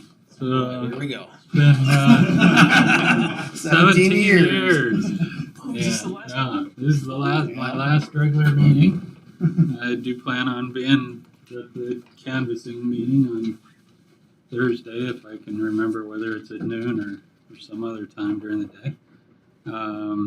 It is at noon, correct? Yes. I'd also like to thank the fire department for not letting the fire spread across the street and beyond. My house is smack dab in the middle of the smoke plume. I stepped outside for a little bit. I thought, well, gee, I'll go see what's burning, but I couldn't see 5 feet in front of me because the smoke was so thick. So that tells me that if the fire had spread, it would have gone straight towards my house. So I'm glad it didn't. I'm glad the fire department acted how they did. Also like to encourage people to go out and vote. Doesn't look like the channel, the GCI thing's on, so nobody's watching, but there's only two items on the ballot that probably have any interest at all, and one is the one contested seat.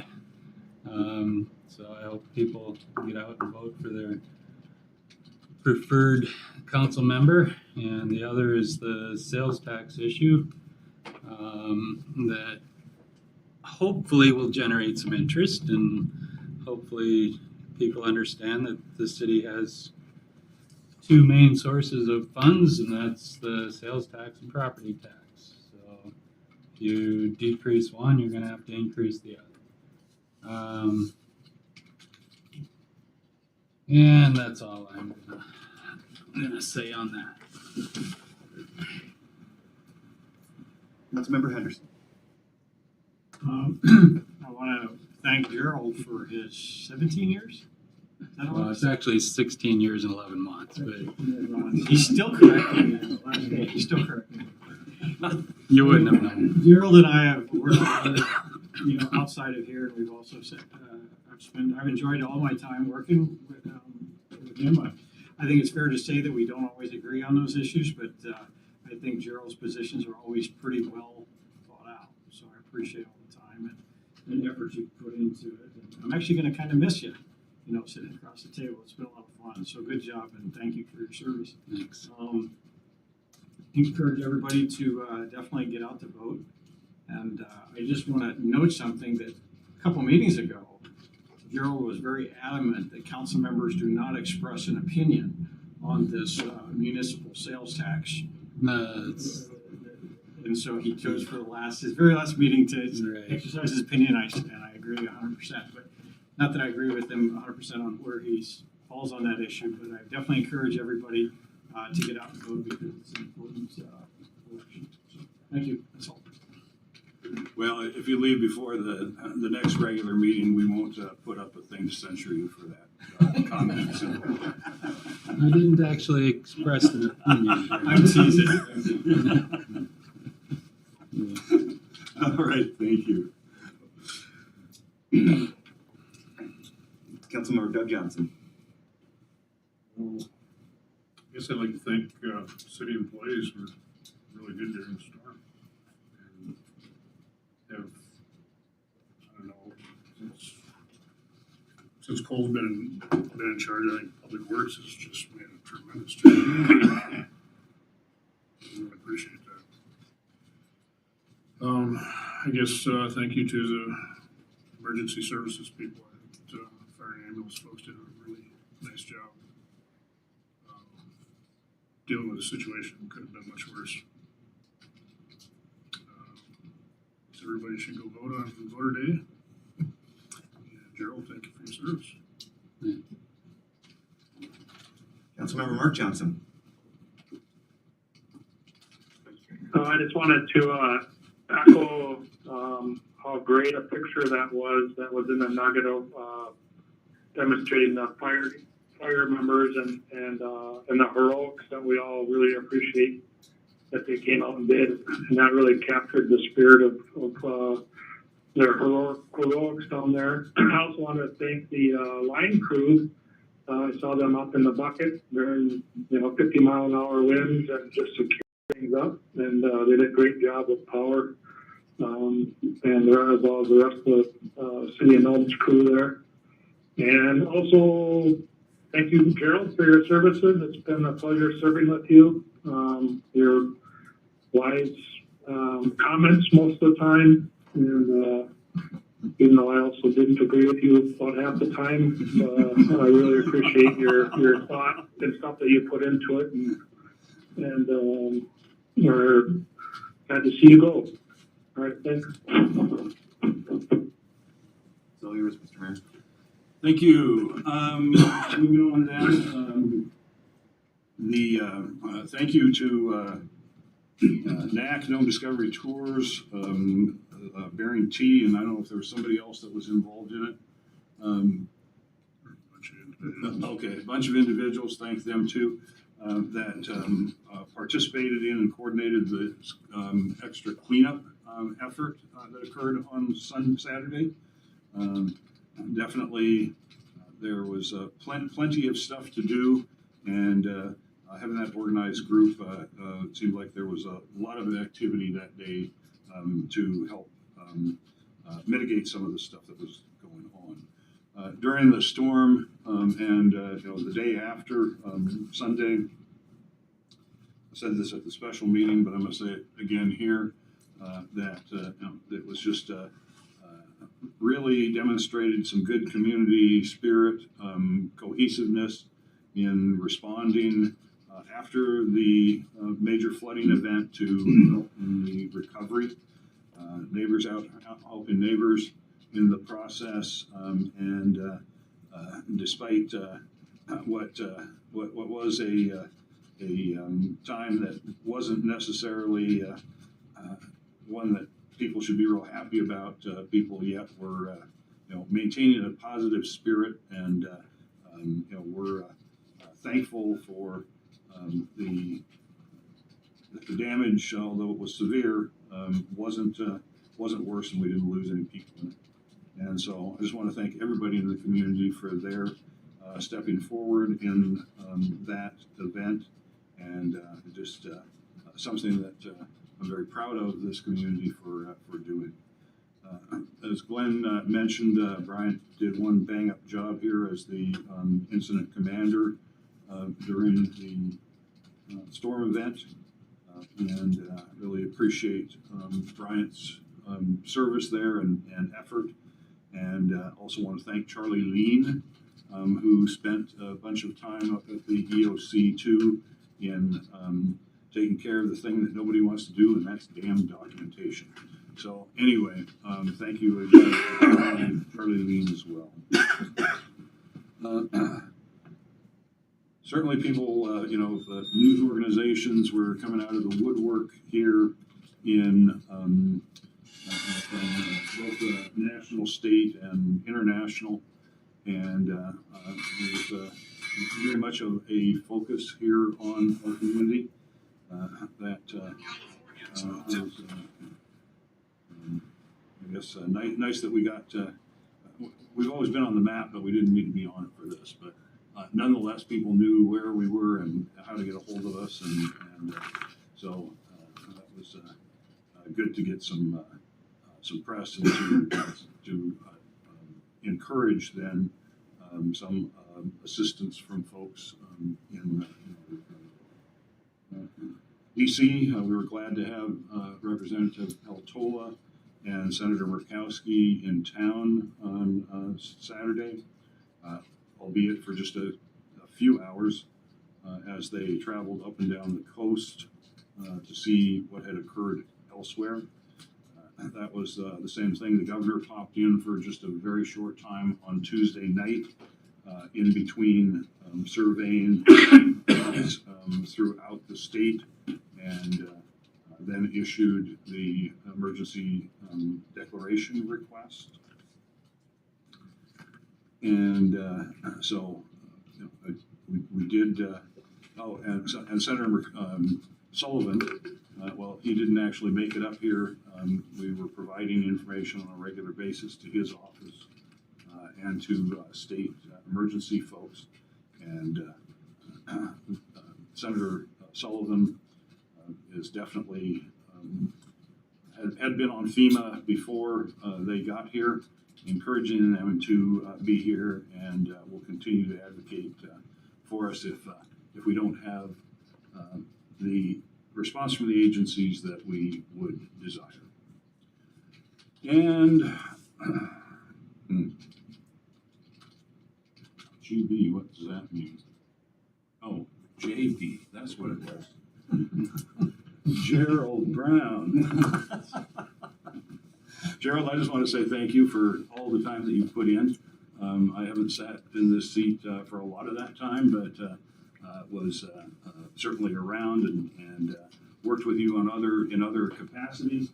You have been a diehard advocate for this community, and as some others said, maybe there wasn't always total agreement on it, but you were willing to state your case, and whether you won or lost, you didn't take that personally, and you continued to just work for the community. And I'm definitely going to miss having you around, but don't be a stranger. And you know, we'd like to continue seeing your face, Moses, as you come here with your beard and staff and tell us where the quiet waters are. So thank you, Gerald. Appreciate it a lot. And with that, ask for a motion to recess into executive session on personnel and legal matters, and knowledge of which could have adverse impact on city of Nome finances. Thank you, Councilmember Henderson, Councilmember Doug Johnson. We are in recess.